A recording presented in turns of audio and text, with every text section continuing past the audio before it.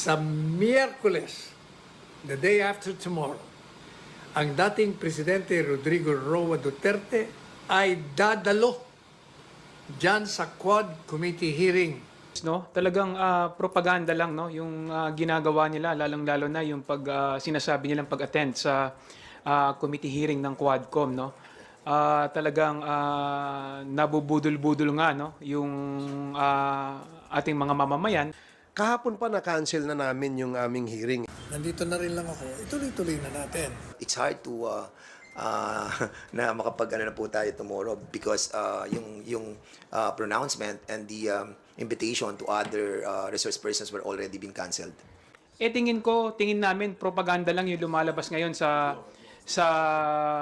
internet, no, sa social media.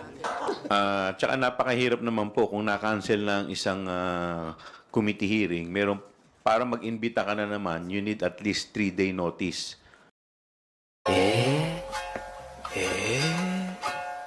Eh?